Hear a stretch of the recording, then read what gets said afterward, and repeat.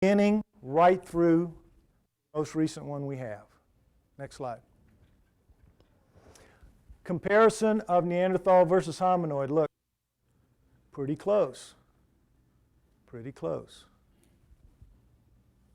Next slide.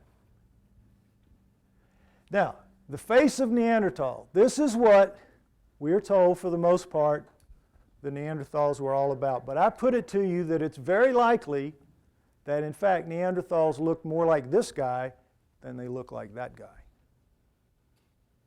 Hominoids. Now, this is the ideology, next slide, that I'm trying to put forth here.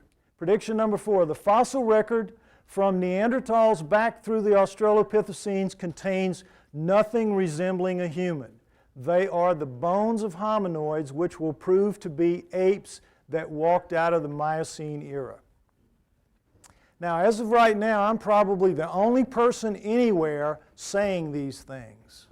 I'm the only person I know about saying these things I'm saying to you here today.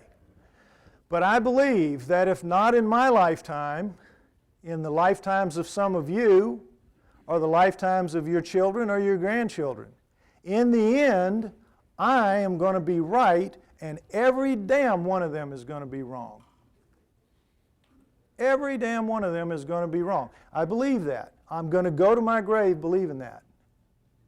And I may see it proved before I die. But I know what we're up against. I'm very aware of what we're up against. We're up against a team, and we're a dysfunctional family.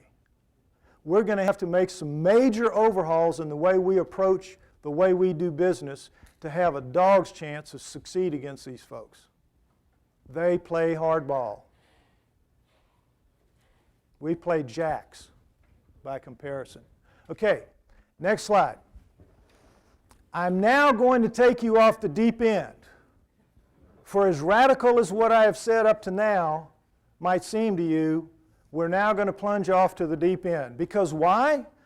If humans are not pre-humans, or pre-humans are not, don't lead to humans, that they're really hominoids, what are humans? What are we? How do you account for us? The way I account for us is this. Let's go through the lesson real quick. From macro to micro in 5 steps, the human body contains 100 trillion cells. There is a nucleus inside each human cell except blood cells, sperm cells. Each nucleus contains 46 chromosomes arranged in 23 pairs. 1 chromosome of every pair is from each parent. The chromosomes are filled with tightly coiled strands of DNA. Genes are segments of DNA that contain instructions to make proteins the building blocks of life.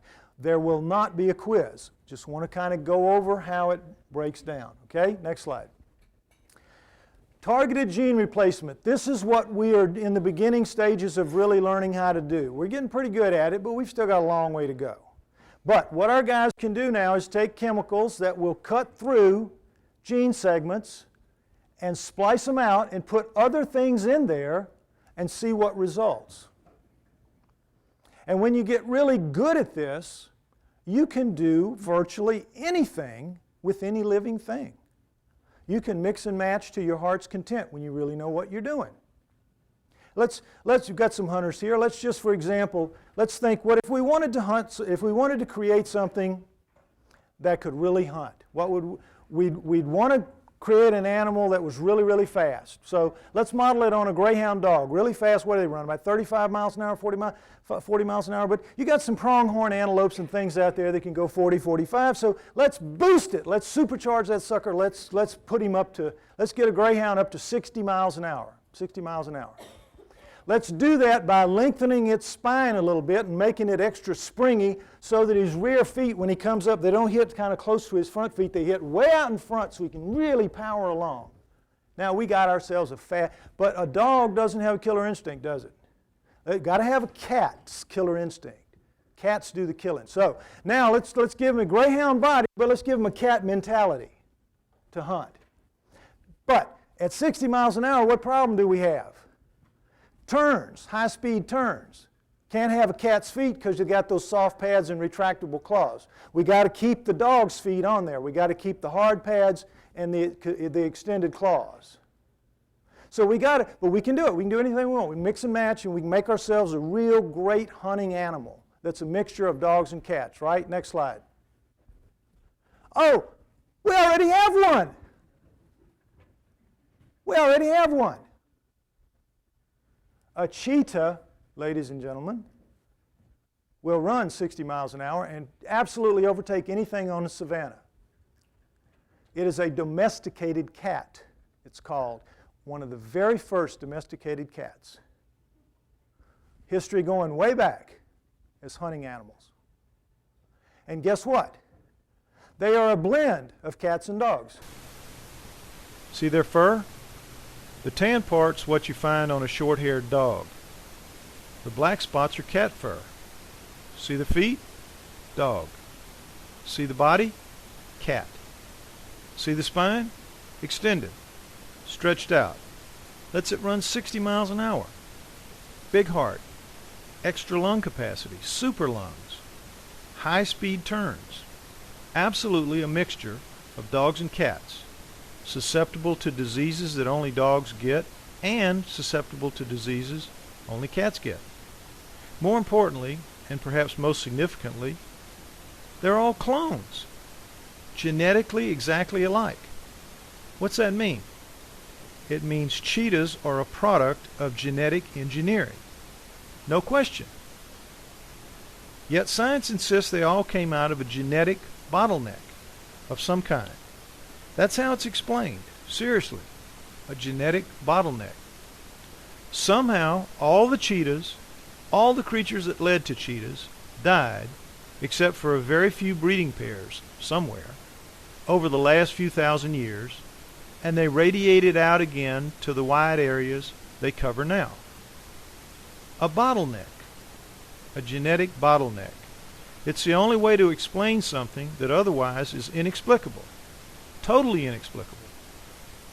Now, supposedly cheetahs go back millions of years, like everything else, but as far as domestication goes, we know they've been domesticated the last 5,000 years. They were one of the first ones, going back to the Egyptians and Sumerians. Absolutely one of the very first ones. Okay, that covers the cheetah. Now, this slide covers a lot of things. Domestication is one of the great, untalked about, unexamined mysteries of the world. That goes for wheat, corn, cattle, goats, sheep, anything, and us. Charles Darwin himself said, when you come down to it, humans are more like domesticated animals than anything else. Now, put that aside for a moment. Here's the story we get for wheat and grain and corn and cows. All domesticated plants and animals, this is what we get. Let's start with grains. Somehow in the Stone Age, some bright guy, thousands of years ago, 10,000 years ago or more, looks out of his cave one day and says, you know, if we were to go out there and pull up some of that grass or cereal or grain and bring it into our cave and pick through the little seeds that look like pepper flakes, if you've all seen their seeds, pick through and pick out the biggest ones and plant those and task our children and our grandchildren and our great-grandchildren and our great-grandchildren, and for the next couple of thousand years, if everybody keeps doing that same thing, pulling out the biggest seeds, eventually we're going to get big seeds that we can actually deal with. We can actually harvest and eat. And if we get lucky, if we do all of this for a couple thousand years, if we get lucky, maybe some miracle might change the biochemistry of those seeds and turn them in from things that we absolutely cannot use to some kind of a seed that our bodies can use. And furthermore, the way they're designed at the Rachis and Glooms will allow us to harvest them and get them back somewhere and thrash them, and we can get those seeds out. Everything about this has to be changed. And that guy stood there at the front of his cave, and somehow he had this vision, and somehow he was able to pass the word down for hundreds of generations, and everybody did it, and somehow we wake up one day and we have all these things, domesticated plants. Same thing with the animals, looking at the big wild oryx, just a real bad news thing, looking at a wolf and saying, oh yeah, let's bring those in and keep those for several generations and breed the wildness out of them. Yeah, there's going to be some nipped ankles in the cave here for a few generations, but if we stick with it, we're going to get a dog and it'll be really fun. They might have puppies and it'll be fun. You know? So totally absurd. So totally absurd when you just think about it for 5 minutes. And yet that is totally bought, paid for, signed, sealed, and delivered by every major botanist that I know of. Nobody says these kinds of things. Nobody that I'm aware of. But yet it's there. A child should be able to see it. And again, so with humans, just like Darwin said, we seem to be like domesticated animals. Next slide. Cerebral cortex comparison. Now, evolution. Rat, if you take the cerebral cortex, which is the outside part of the brain, the outside covering, most closely related to intelligence, this part out here, and you peel it off and you spread it out, of a rat, it's about the size of a postage stamp. Of a monkey, it's about the size of a postcard. Of a chimpanzee, it's about the area of a sheet of typing paper. And for us, it's 4 sheets of typing paper. I submit to you that this is not evolution. This is something happening. These are supposedly our closest genetic relative. Something happened genetically to do this. Something happened. It's clear something happened. That is not evolution. But what? Next slide. Okay, again, I want to remind you, the 12 ways humans are not primates. Bones much thinner and lighter, muscles 5 to 10 times weaker, skin not well adapted to direct sunlight, adipose tissue 10 times as much, body hair missing pattern reversed, head hair, nails must be trimmed, skulls and brains not in the same ballpark, locomotion most obvious difference, speech, throats completely redesigned, we saw that slide, sex, no sign of typical estrous cycles. Now let's focus on these last 2 for a minute. Genetic disorders. We have over 4,000 and counting. 4,000 genetic disorders in our gene pool collectively, meaning you can find these 4,000 genetic disorders from Eskimos to Watusis. We all carry on average about 250. You may have 200, your wife may have 100, but if you two carry the same one, each of your children has a 1 in 4 shot of expressing it. Now, the key to this is simple.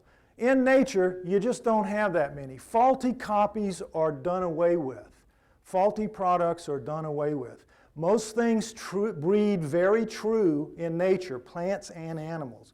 There are very few. Things like albinism, you'll find that in gorillas and alligators, and but being an albino doesn't kill you. It doesn't really stop you from reproducing, so you can bring that kind of a gene flaw into the gene pool.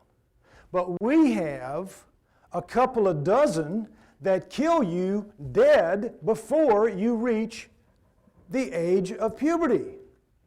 Whatever. You can't pass it on. There should not be a single one of those spread through the gene pool. Why? Because how did it get there? If it can't be spread through sexual reproduction, what's it doing there? It's there because of genetic manipulation. That's what all 4,000 of them are there for. Genetic manipulation. And mistakes were made and left because whoever was making the manipulations didn't care.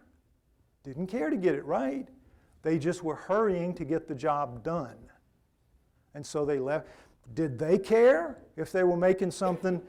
Did they care if it killed 1 in 10? Did they care if it killed 1 in 100? They didn't care. If they're making sentient beings like us, they're doing it for a reason, and they're not doing it for our benefit. They're doing it for their benefit.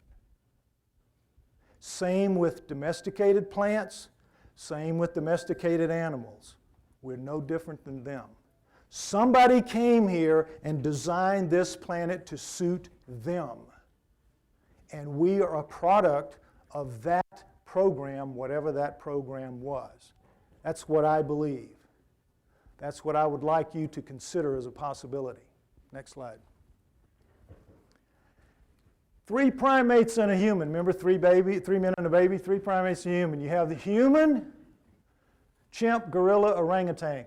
And you know, you always hear this from the other side. Well, gee, it's so much the same. It's so much DNA, so much the same. Geez, there's just a little step from them to us. Surely we evolved from them. Surely we did. But you know, we're an awful lot like a mouse too. Awful lot like a rabbit. But we are a lot like other primates. What's the difference? Well, you know, it looks pretty much the same, doesn't it? But there is a difference. They all have 48 chromosomes, and we have 46. Remember, we lost the 2 chromosomes somehow, some way. But guess what? That's an awful lot of DNA.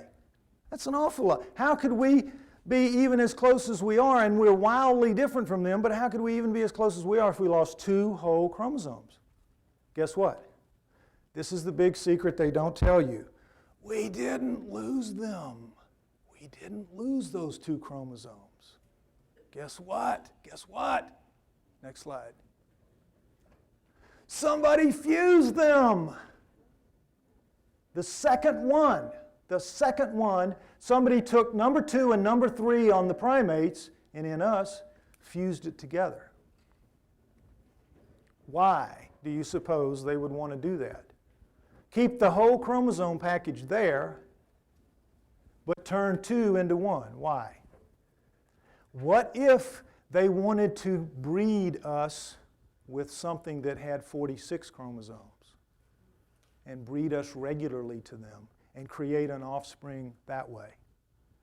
They would have to combine the package and reduce it from 48 to 46 without losing any of the DNA. And that's what they did. That is what they did. Next slide. Prediction number 5. Humans are not native to planet Earth. Along with domesticated plants and animals, we have been genetically engineered by outside intervention for unknown purposes. Now, this is the big one. This is the one you may not want to jump off with. This is what I believe, and this is what I believe is going to be found to be the truth downstream. I don't know how far it'll be, but I think the evidence is jumping out all over the place right now, and nobody wants to look at it because, again, this is going to have to be crammed down some very unwilling throats. But it is the truth, and it will come out. And whether I see it or not, you will remember that you were here tonight and heard me put it out together in this package for the first time.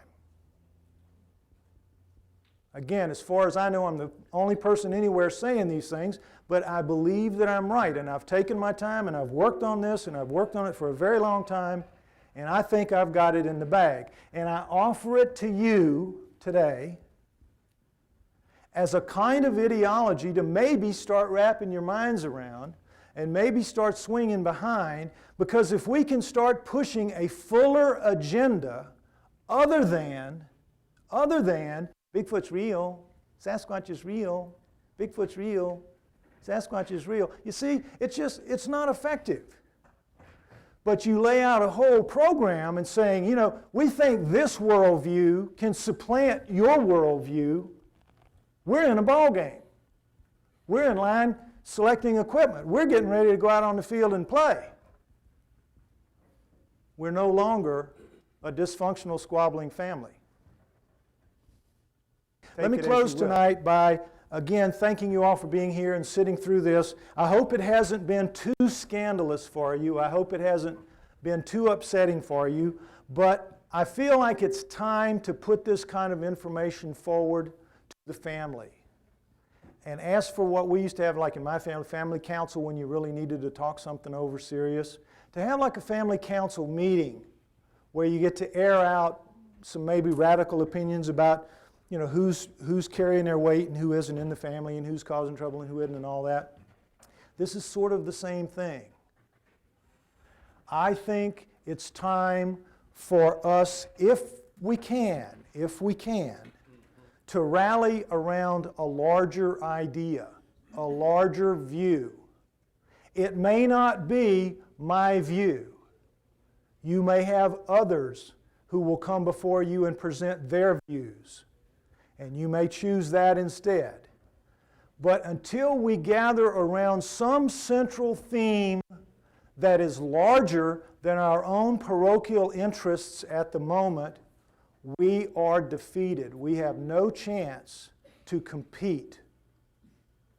But if we do this and we do it right, make some good decisions, pick some things we all can believe in, and get behind and promote, we can beat these guys. Because we've got right on our side. They think they're right, but they're wrong. People 300 years ago thought the earth was the center of the universe. They thought they were, but they weren't. People right now believe that we are the biological center of the universe. We're just as wrong today as they were then. And it will be proved. It will be shown. I may not be 100% right in everything that I've told you here today, but I'm a heck of a lot closer to the ultimate truth than anybody out there on the other side right now. I'm sure of it. And I hope that at least some of you will agree. Thank you.